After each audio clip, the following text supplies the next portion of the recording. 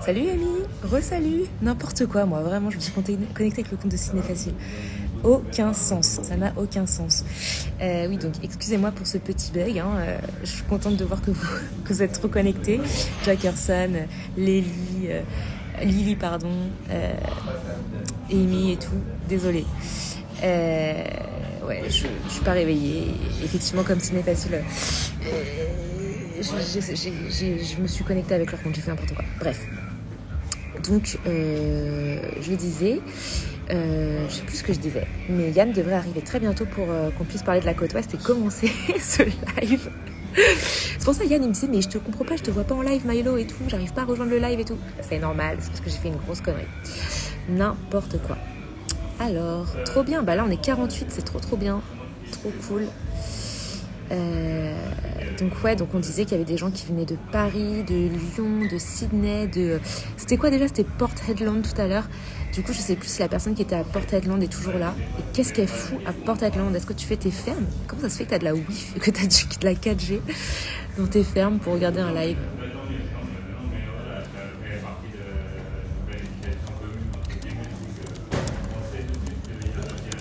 Est-ce qu'on prend des stagiaires?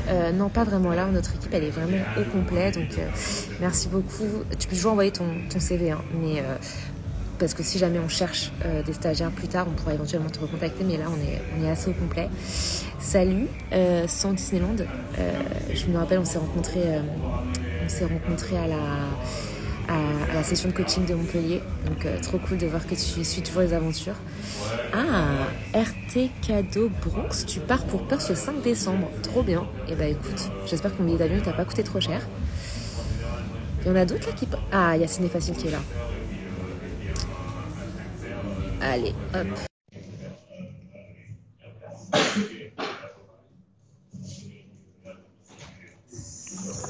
Et Mélo, je t'attendais sur mon compte en fait. C'est de ma faute, c'est n'importe quoi.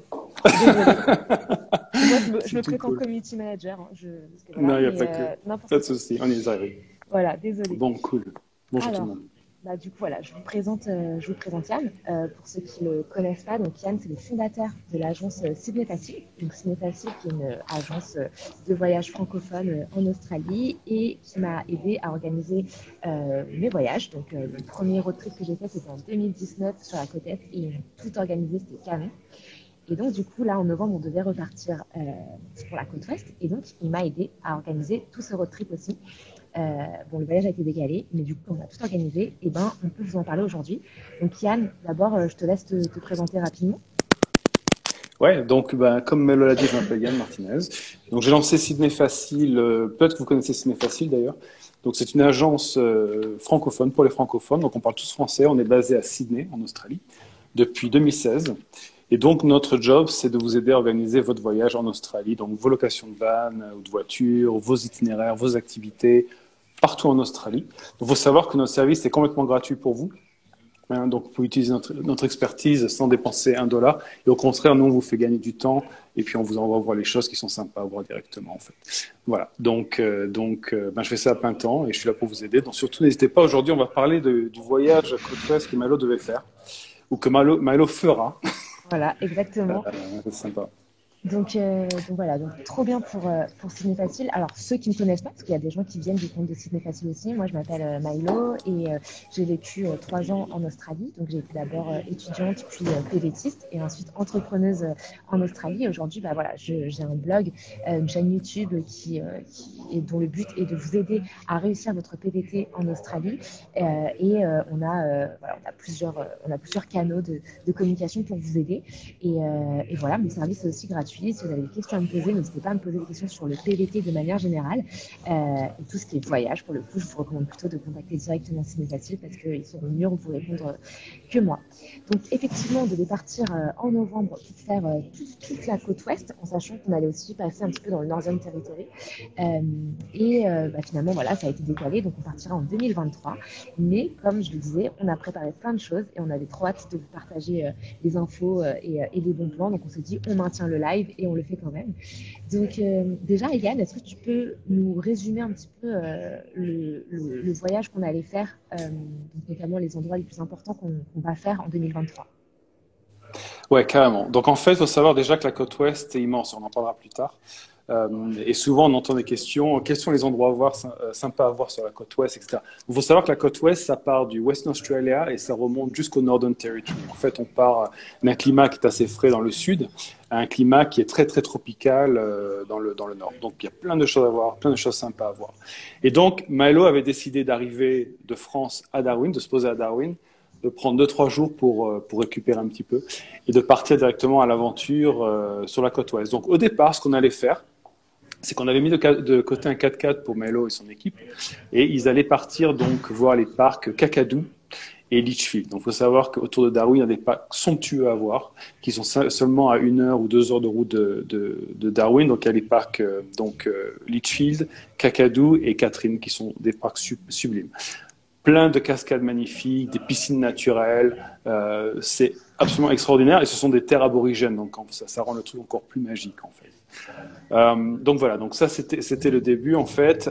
Il faut savoir que pour visiter le Northern Territory, dans tout ce qui est la région de Darwin, il y a des saisons bien précises en fait. Et là, on est sur le point, à partir du mois de décembre jusqu'à fin mars, d'entrer dans la saison des pluies. Donc c'est la saison humide. Ce qui rend la visite du Northern Territory, dans toute la région de Darwin et des parcs, assez difficile parce qu'il pleut tellement que les routes, en fait, se transforment plus ou moins en rivières, les crocodiles se déplacent, etc. Donc, je dirais que la saison de mi-décembre jusqu'à fin mars, c'est à éviter pour visiter le Northern Territory. Donc là, Melo arrivait juste à temps pour faire donc les parcs avant de prendre la route vers le sud. On reviendra en avril. Ouais, donc l'idée c'était donc d'arriver et c'est ce que tu feras en début d'année 2023, mais l'idée c'est d'arriver donc à Darwin, de prendre 2-3 jours pour aller voir les parcs, etc., pour aller se balader, et ensuite de prendre la route pour le sud. En sachant que quand vous partez de Darwin pour redescendre vers le sud, vers Perth, vous allez d'abord passer par le parc Catherine, donc à l'intérieur des terres, pour doucement rejoindre Exmouth qui se trouve sur la côte, et ensuite descendre la côte jusqu'à Perth en passant par des endroits clés. Okay, donc, si on prend les endroits clés, je sais qu'il y a plein de personnes ici qui ont hâte de savoir quels sont les coins sympas à voir entre Darwin donc, et Perth en faisant le road trip. C'est l'anniversaire de quelqu'un, je crois. Je sais pas. Ah, joyeux anniversaire, c'est l'anniversaire. J'ai entendu joyeux anniversaire. Ah, derrière. Donc, les endroits sympas à voir, en fait, autour de Darwin et en descendant vers Perth. Donc, comme on a dit, Darwin, qui est une ville très très sympa, très tropicale. Donc, on n'est pas très loin de Bali quand on est à Darwin. Il faut savoir que le temps est très chaud et très humide. Okay, les plages, les plages à Darwin ne sont pas géniales parce que c'est infesté de crocodiles. Donc, évitez les plages à Darwin. Okay, il y a plein de piscines sympas que la ville de Darwin a mis en place en bord de mer que vous pouvez utiliser, mais évitez d'aller à la plage à Darwin. Okay. Après, dans les parcs, les rangers passent dans les parcs régulièrement pour vérifier les piscines naturelles et pour être sûr qu'il n'y a pas de crocodile, etc. Donc, s'il y a un panneau qui dit dans les parcs qu'il n'y a pas de crocodile, vous pouvez être sûr qu'il n'y aura pas de crocodile et d'alligator. Donc, vous pouvez aller vous baigner safe. Okay, il y a des rangers qui sont payés, c'est leur job, ils font que ça. Voilà, cool, donc l'idée c'était donc... Ouais. Donc l'idée c'était de faire donc Kakadu et quelques endroits clés super sympas, Litchfield et Catherine, et ensuite de descendre vers donc Halls Creek, Fitzroy Crossing, Broome. Donc là quand vous arrivez à Broome, vous rejoignez la côte en fait doucement. Port Hedland, Carigini, Coral Bay où il y a les fameux requins-baleines. Monkey-Mia pour aller voir les dauphins, Calbarine National Park, Cervantes et Perth. Voilà. Donc on parlera de ça plus en détail au moment voulu tout à l'heure. Ok, super. Alors, on a eu plein de questions qu'on nous a posées donc en story, donc on va y répondre en live. On a décidé de catégoriser ces questions-là. Donc on va d'abord commencer par les questions vraiment ciblées sur la côte ouest. Donc première question sur la côte ouest, est-ce que c'est mieux de faire un road trip de la côte ouest en novembre? Et est-ce que la côte est blindée? Ok.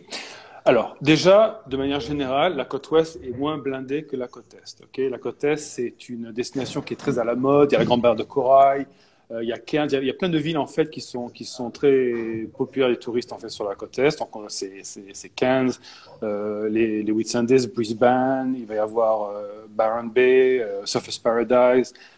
Sydney, tout ça, ça va attirer énormément de monde et je dirais que c'est un voyage facile. Okay, faire Cairns, Sydney ou Sydney-Cairns, c'est un voyage qui est facile, vous le faites en 3 semaines.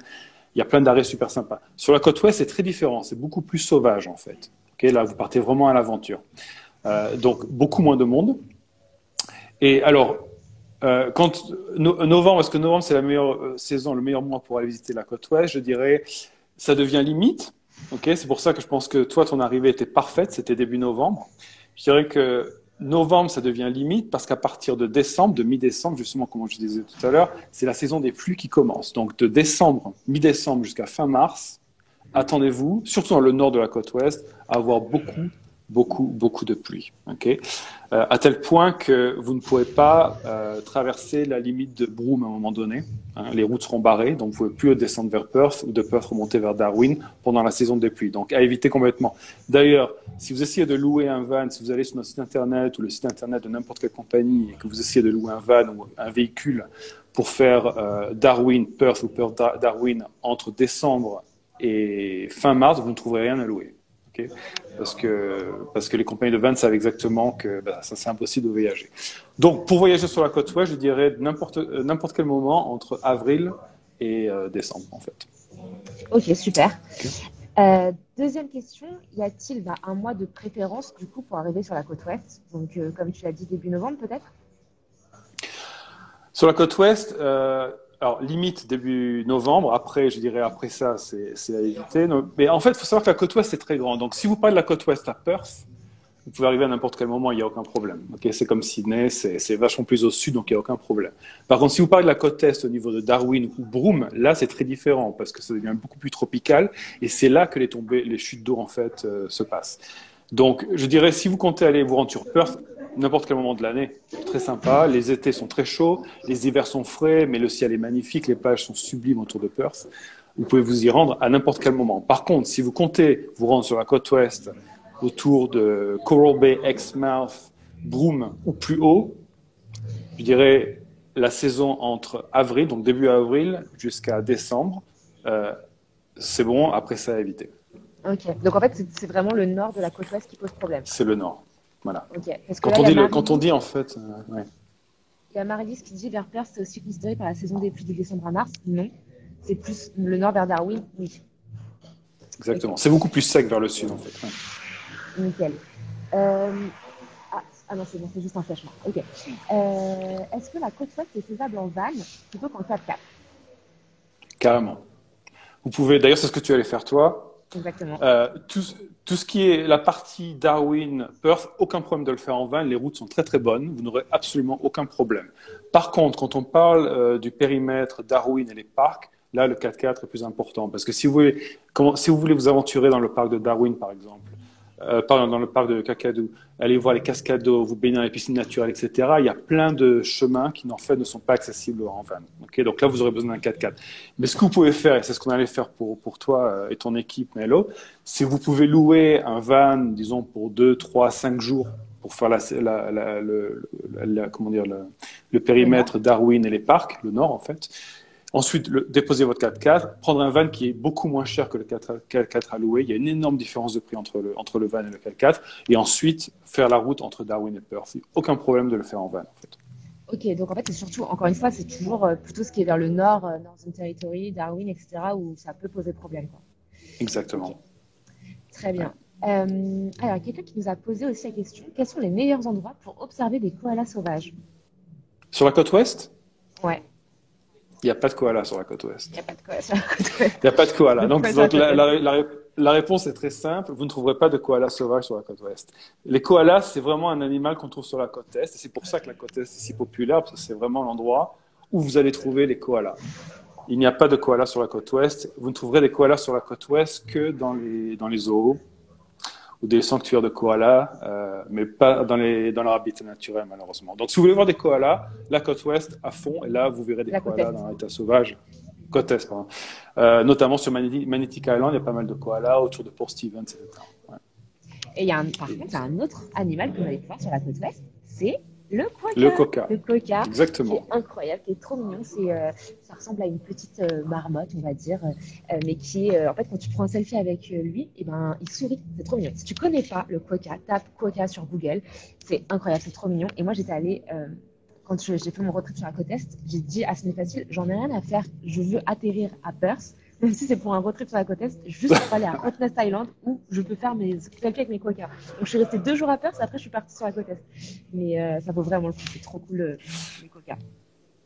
Alors les Euh, coquins, on les trouve donc comme tu disais, sur Rottnest Island. Et Rottnest Island, ça se fait très bien en ferry à partir de Perth.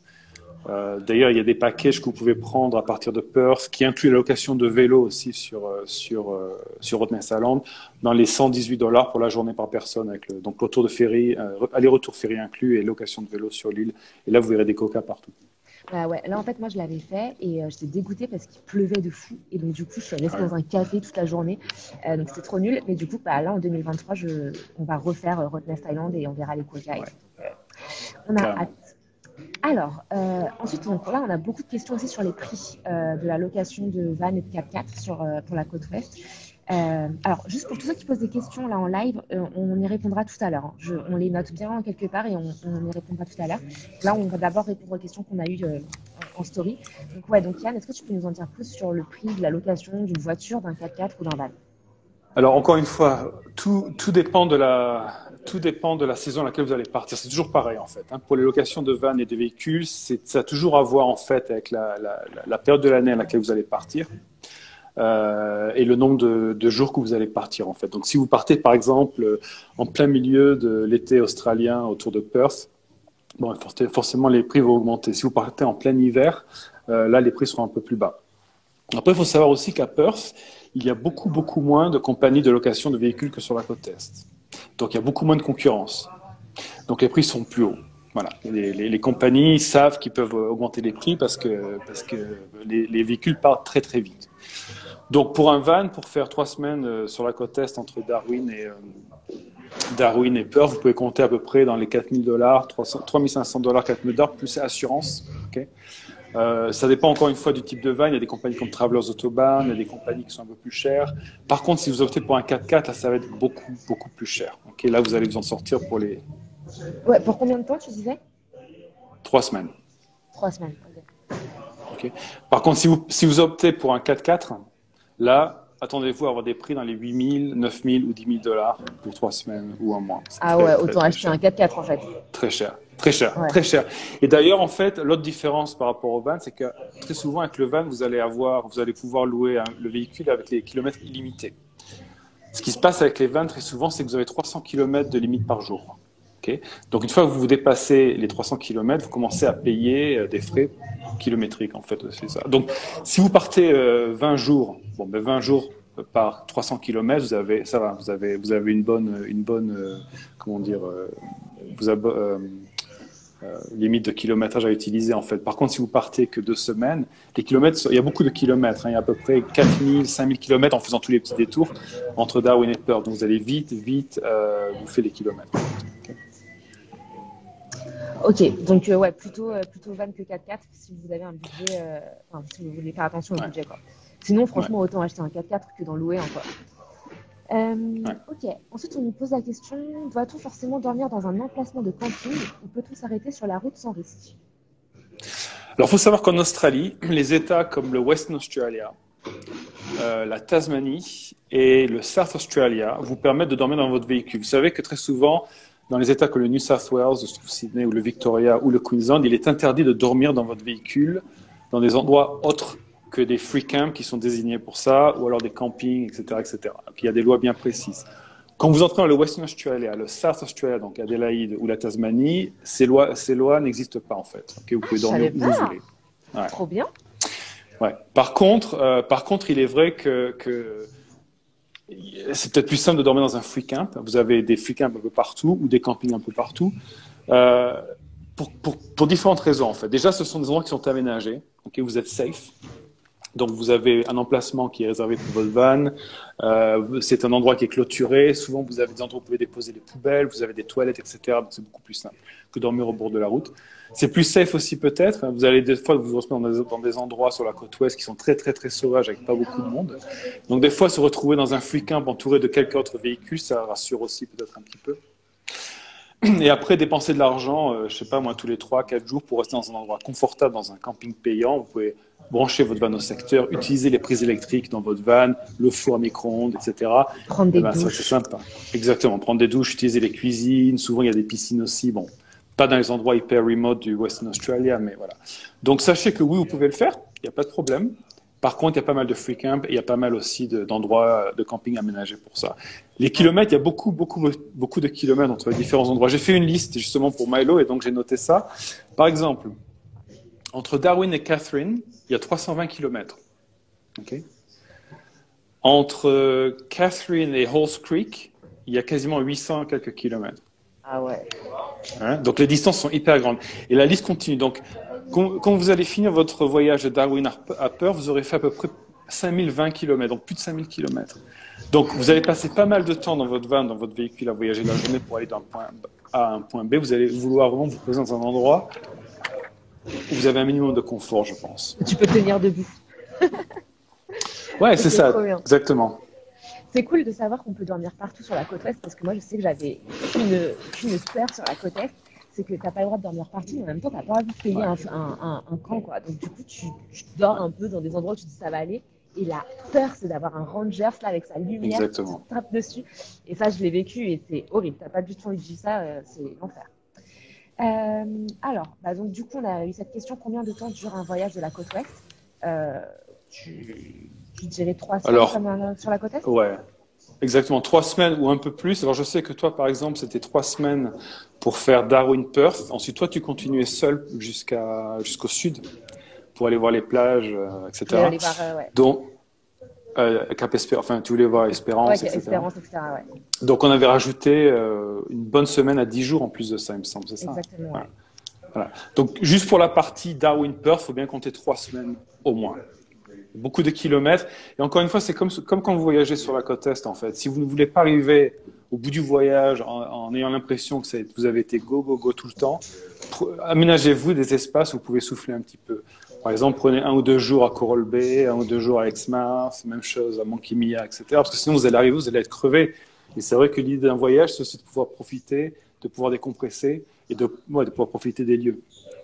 Et donc, du coup, toi, la plupart du temps, les gens, ils font seulement Darwin-Perth. C'est rare qu'ils fassent aussi le sud de Perth parce qu'il y a des endroits magnifiques. Non, il y a beaucoup. Il y a des endroits magnifiques. Mais c'est vrai que très souvent, je pense que le challenge de partir du sud de Perth et de remonter jusqu'à Darwin, en fait, les gens adorent ça. Il y a tellement de choses sympas à voir entre les deux qu'en fait... Par contre, il y a énormément de monde qui arrive en Australie à Perth. Ils louent un 4x4 justement, ou un van, et ils partent sur Espérance. Ouais. Okay. Ah ouais. Et ils font le tour en voyant le lac Ilié, etc., etc. Là, ils louent un 4x4 parce qu'en fait, il y a beaucoup moins de jours de location, donc ils peuvent faire ça sur 1 semaine, 10 jours, tranquille. Et c'est vrai qu'avoir un 4x4, c'est bien parce vous pouvez aller sur la plage, en fait. Vous pouvez aller à la plage avec le 4x4. Et donc, c'est vrai que c'est un truc que vous ne pouvez pas faire en van. Voilà. Ok. Tu peux redire un peu les endroits clés dans le sud de Perth, dans le sud du road trip Alors, ouais. Alors, moi, il faudrait que je reprenne le truc, mais moi, ce qui était sympa, ce que j'allais te faire en fait, c'est de passer par tout ce qui est Margaret River. Donc, quand vous partez de Perth, vous allez vers le sud, vous avez Danemark, où les plages sont super. Ensuite, vous avez tout ce qui est Margaret River, etc. Et ensuite, entre les deux, il n'y a pas grand-chose à voir, en fait, jusqu'à Cap Espérance. Ok. Voilà. Donc, c'est pour ça que les gens préfèrent faire l'autre truc. Okay. Là, justement, j'ai eu un couple basé à Singapour, des Français basés à Singapour qui ont fait ça, justement. Ils m'ont dit, écoute, tout ce qui était Perth, Danemark, tout ça, c'était super sympa. Par contre, tout le trajet, après jusqu'à Espérance, c'est vrai qu'ils se sont bouffés pas mal de kilomètres avec pas mal de choses à voir, en fait, entre les deux. Juste pour voir Espérance. Mais Espérance, juste pour voir Espérance. Et ils m'ont dit que c'était extraordinaire. Voilà. Donc, pareil, on a aménagé... Ouais, c'est un peu comme toute l'Australie, quoi. Tu te tapes des kilomètres et des kilomètres pour voir un truc. Comme Uluru. Uluru, c'est au centre. C'est beaucoup d'investissement. Mais par contre, après, tu as la récompense, quoi. C'est ça. Il faut savoir qu'on voyageait en Australie, et c'est surtout le cas sur la côte ouest.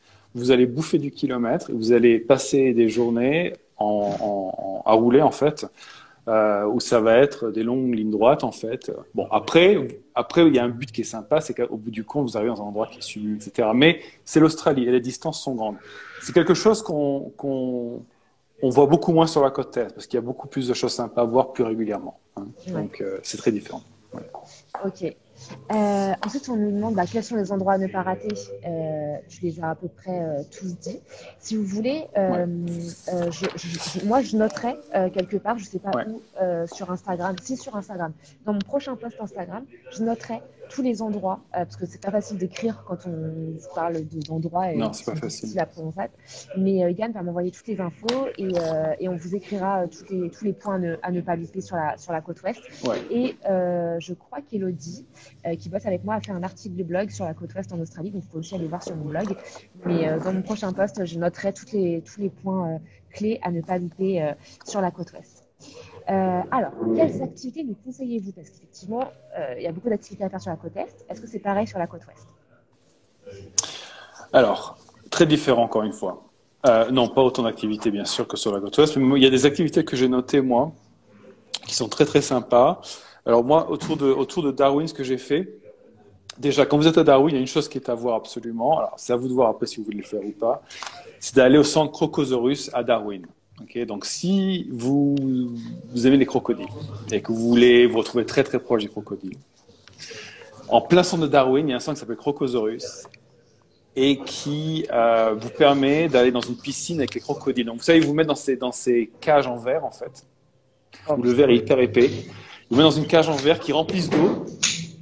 Ils vous baissent dans la piscine où se trouvent les gros crocodiles. Ils sont énormes, ils font genre 3-4 mètres de long les crocodiles.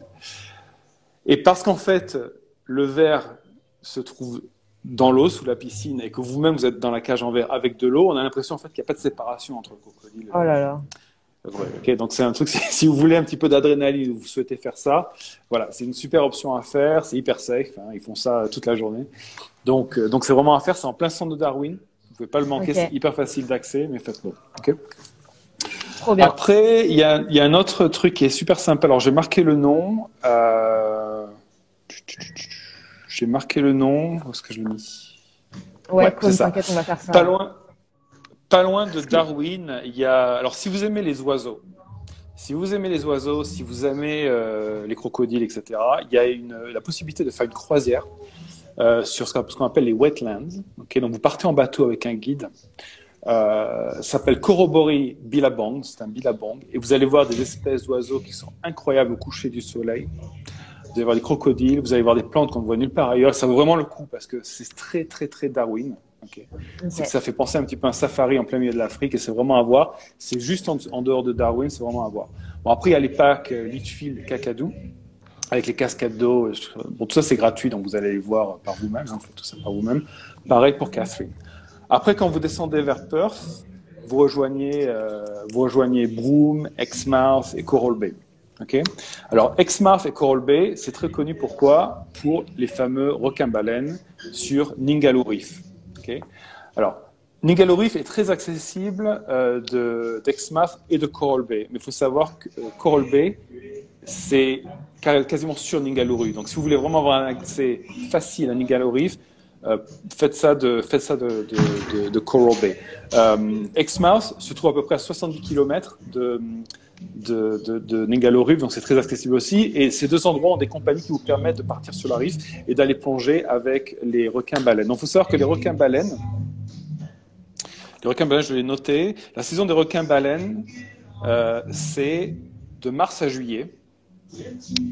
Et ensuite, ça s'enchaîne avec la saison des mantarés qui sont en août et septembre. Okay. Les raies manta. Donc, ce sont ces spectacles qui sont super à voir. Okay. C'est pas donné. Surtout la plongée avec les requins-baleines, il me semble, c'est dans les 400 quelques dollars parce que vous partez toute la journée. Vous avez tout l'équipement inclus, vous avez le déjeuner à bord et vous allez plonger avec des instructeurs sur la reef avec les requins-baleines. C'est extraordinaire. Incroyable. C'est pas donné, mais c'est un spectacle. On ne voit ça que sur la côte ouest de l'Australie. Okay. Ah, wow. Voilà. Donc après les raies, c'est beaucoup moins cher, mais voilà, vous faites ça sur 2-3 heures. Okay. Voilà, et puis après, hormis les parcs nationaux que vous faites par vous-même, ça va être Rottnest Island en fait. Voilà, et c'est la côte ouest. Ok, bah écoute, nickel. Bah, en même temps, tant mieux que ce ne soit pas comme sur la côte est où tu dois à chaque fois payer pour faire telle activité ou telle activité. Au moins là, vous avez 3-4 activités à payer et le reste, c'est gratuit, quoi. Donc,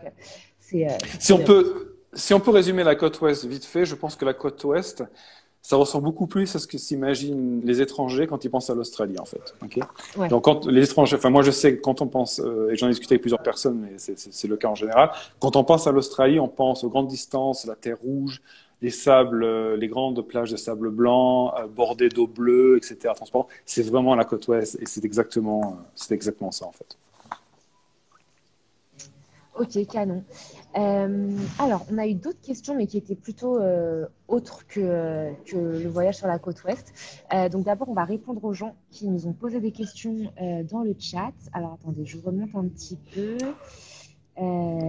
Alors, donc ça, on a répondu tout à l'heure. Tac, tac, tac. Alors, c'est magique la région de Darwin. Ah oui, un road trip de combien de temps? Donc, on l'a dit, c'était à peu près 3 semaines, un mois. Et après, je crois qu'il y a eu d'autres questions. Euh, c'est quoi les prix à peu près? On en a parlé. La visite des parcs avec un guide sur plusieurs jours. T'en penses quoi? Alors, on parle de quoi? On parle là de tout ce qui est Kakadu, Litchfield et tout ça? Je pense. Alors, il y a plusieurs packages en fait. Moi, je sais que quand moi j'ai été à Darwin, j'ai fait ça avec un guide sur 3 jours de nuit. Et donc, c'était en gros bus 4x4 avec une douzaine de personnes à bord. Et là, c'est génial parce qu'ils vous emmènent vraiment voir tout ce qu'il y a à voir. Ils vous emmènent sur les terres aborigènes, rencontrer les aborigènes. Tout ça, c'est génial. Par contre, il faut savoir que pendant Covid, beaucoup de ces compagnies-là ont fermé. Mm. Ok. Donc aujourd'hui, je n'arrive pas encore à trouver vraiment une compagnie qui est sur place à Darwin et qui ne fait que ça en fait. J'ai Ok. du mal. Il y a les Ouais, tours c'est qui font ça sur la compliqué. journée, mais ouais, j'ai trouvé des tours qui font ça sur la journée, mais une journée pour faire tout ça, enfin, vous pouvez Ouais, faire pareil. soit Litchfield, soit un petit peu de Kakadu, mais vous pouvez pas faire ce que moi j'ai fait qui était extraordinaire en fait. Ouais, c'est ce que malheureusement le Covid a fait ça. Donc la meilleure option, franchement, c'est de louer un véhicule, de partir à l'aventure entre potes et de faire ça. Ou alors sur la journée, on peut vous proposer quelque chose sur la journée en fait. Après, sur la côte ouest, il y a des tours qui sont organisés. En général, c'est sur 10-15 jours. C'est pas donné. Ok, Mm. là, pour une dizaine ou une douzaine de jours, donc Perth, Exmouth ou Broome retour, ça va dans les $2 900 par personne à peu près. Ok, ça marche. Ouais, ok. C'est vrai que c'est un budget. C'est pas Ok. donné. Il y a Will Aaron qui nous demande combien de jours de Exmouth à Espérance. De Exmouth à Espérance. Alors je dirais, tout dépend comment tu souhaites le faire, une fois de plus. Mais Exmouth, c'est assez haut, Espérance, c'est tout en bas. Donc je dirais bien 15 jours, 3 semaines, même chose en fait. Parce Ok. que toi, Milo, ce que tu allais faire, c'était Darwin, Perth en 3 semaines, plus encore une dizaine de jours pour faire le sud. Ok. Donc là, si vous ne faites pas la partie Exmouth, Darwin, vous partez directement d'Exmouth pour redescendre, mais que vous faites Espérance, ça va être pareil, ça va être 3 semaines en fait. Ouais, ok. Ouais. Il y a Rémi qui nous demande, on en a parlé tout à l'heure, mais peut-être que tu n'étais pas là, 4x4 obligatoire pour les road trips. Donc tu disais que non, pour la côte ouest, non. Mais dans le nord, Non. c'est mieux d'avoir un 4x4, Ouais. effectivement. Mais pour la côte ouest, non, pas besoin. Ouais. Non. Et surtout, Pas c'est moins besoin. cher. C'est ça le plus important. Beaucoup moins C'est moins cher. cher. Énormément. Ouais. Énorme différence de prix. Il y a Nikita qui demande est-ce qu'il y a des hostels sympas entre Perth et Darwin? Alors pour le coup là, envoie-moi un petit DM et je t'enverrai Ouais. des adresses. Parce que du coup, moi je cherchais justement des hostels pour mon voyage en novembre. Donc j'ai noté quelques bonnes adresses. Envoie-moi un petit DM, je te partagerai ça. Quel budget essence prévoir pour Perth Darwin? Alors, encore une fois, tout dépend du type de véhicule que vous avez. Si vous partez en 4x4 diesel, vous allez utiliser beaucoup moins de fuel que si vous partez en van à essence. Okay. En Australie, il faut savoir que les véhicules en général sont essence automatique. Le diesel, à part sur les 4x4, etc., c'est pas très très fréquent en fait. Donc je dirais que sur un périple comme ça, mettez de côté en moyenne à peu près $800 de frais d'essence au moins. Ah, j'aurais dit plus. Ok. Non, non. Ok. Bon, À peu près peut-être 800 parce 800 que l'essence en dollars. Australie est moins chère qu'en France. Ouais, donc $800 de frais d'essence, c'est en moyenne, ok. Encore une fois, si vous louez un énorme camping-car qui fait du 30 litres au 100, évidemment, vous allez dépenser plus. Si vous louez un van du type un high top, qui est beaucoup plus, comment dire, qui utilise beaucoup moins d'essence, vous allez utiliser beaucoup moins de fuel. Bien sûr. Ok, super. Alors, du coup, après, on avait d'autres questions, mais c'était des questions qui n'étaient pas vraiment en rapport avec le road trip. On va quand même répondre aux questions sur le road trip de manière générale, même si ça ne concerne pas la côte ouest. Par contre, les questions que vous nous avez posées sur les jobs, les fermes, etc., on ne va pas en parler ici parce que c'est pas le sujet du live, mais vous pouvez m'envoyer un petit DM en me posant vos questions et là, je vous répondrai en DM parce que là, voilà, c'est pas le sujet du live. Mais du coup, Yann, on a eu quelques questions, notamment road trip Sydney-Melbourne, prix, temps et meilleure date. Est-ce que tu peux y répondre rapidement? Est-ce que tu Alors, connais par cœur la côte Sydney-Melbourne, est? ouais, alors Sydney-Melbourne, je dirais 15 jours, ça suffit, voire même 10 jours, parce que il y a beaucoup moins de choses à voir, encore une fois, qu'entre Sydney et Cairns. Nous, en tant qu'activité, on n'a pas grand-chose à vous proposer, en fait, donc ça va être plutôt du self-drive, encore une fois. Donc, vous allez vraiment vous baser sur un tarif de van en fait, qui va se reposer sur le nombre de jours que vous allez faire. Donc, encore une fois, ça dépend du type de van, mais je pense que dans les 1800, 2000 dollars pour un van, vous allez avoir quelque chose de confortable pour faire le trajet en une quinzaine de jours à peu près. Après, il faut savoir qu'encore une fois, il y a beaucoup moins de dépôts à Adélaïde qu'il y a à Melbourne et à Sydney, donc les prix seront un peu plus élevés selon le type de véhicule que vous voulez.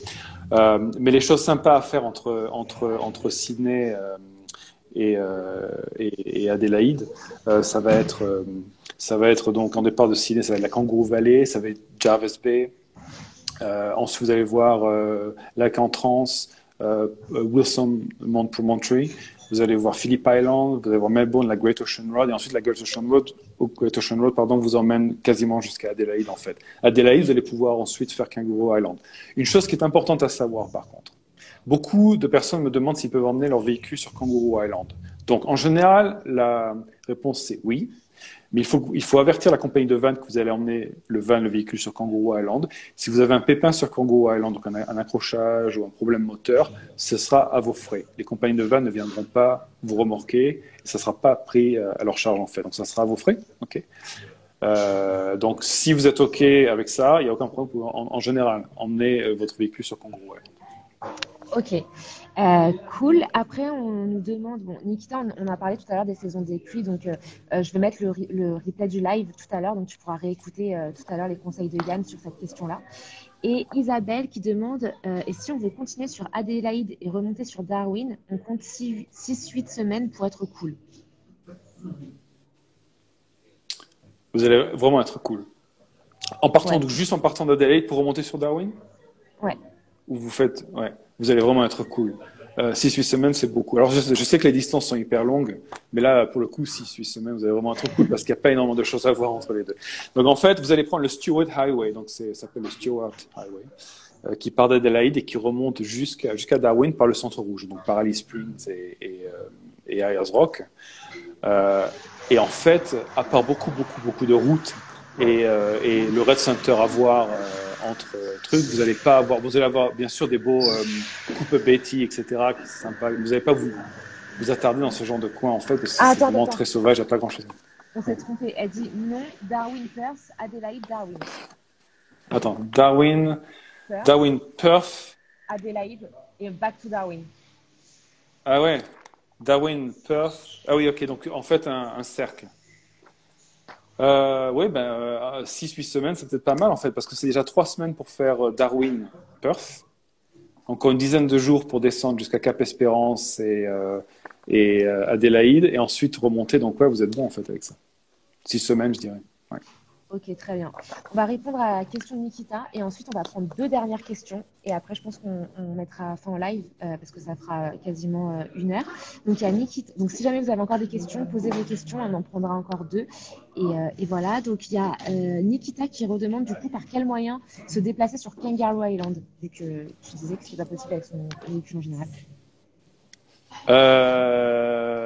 Il y a des bus, mais en fait, c'est pas hyper pratique pour se déplacer. Donc, la majorité, faut savoir que, en fait, il y a des ferries qui emmènent les gens et leurs voitures sur Kangaroo Island, justement parce que avoir une voiture sur Kangaroo Island, c'est beaucoup plus simple, en fait. C'est simplement que les locations de vannes ne couvrent pas les frais de remorquage, en fait. Donc, oui, il y a des bus sur l'île pour se déplacer, mais à part ça, il n'y a pas grand-chose, en fait. Donc, je dirais que le véhicule, c'est indispensable. Vous allez devoir emmener votre véhicule, en fait. Ok. Ok. Donc les deux dernières questions, c'est Will Aaron qui dit peut-on louer un van à Exmouth et le laisser à Perth ou l'inverse? Alors, pas Exmouth, mais Broome. Ok. Ok. Donc oui, vous pouvez louer un van à Broome et le laisser à Perth ou vice-versa, absolument. Donc il faut savoir qu'il y a des frais de one-way qu'on appelle, qui sont énormes. Parce que surtout quand vous emmenez un van de Perth à Darwin, à Broome, parce que le van se retrouve à Broome, mais après souvent, s'il y a personne pour louer le van pour le ramener à Perth, il faut qu'il trouve quelqu'un pour le ramener à Perth, et il faut qu'il paie quelqu'un et ça coûte très cher en fait. Okay, mais oui, c'est tout à fait possible. Attendez-vous à payer beaucoup plus cher en fait pour faire ça que pour louer le van et l'emmener directement jusqu'à Darwin. Ok. Et il faut savoir aussi, dernière chose, il faut savoir aussi que le dépôt de Broome est fermé pendant la saison des pluies, donc de mi-décembre jusqu'à fin mars. Ok, vous ne trouvez pas de van, le dépôt sera fermé. Voilà. Ok, très bien. Okay. Dernière question de Lily. Exmouth, il pleut beaucoup de janvier à avril. Je comptais faire Exmouth à Perth entre ces mois-là, avant ou après la côte Est. Ben ouais, là, ça risque d'être un problème pour le coup. Alors, je dirais choisis une autre saison. je dirais commence avec la côte Est à cette période-là et ensuite embraye avec la côte Ouest parce que sinon tu vas avoir des problèmes. Ne serait-ce que pour trouver un véhicule déjà pour faire ça, ça peut être très difficile. Okay. Ouais. Je dirais commence avec la côte Est et justement j'ai parlé à une personne qui veut faire exactement ce que tu veux faire et justement cette personne a inversé son road trip pour pouvoir justement faire la côte ouest et la côte est dans le bon sens, justement pour éviter la saison des pluies.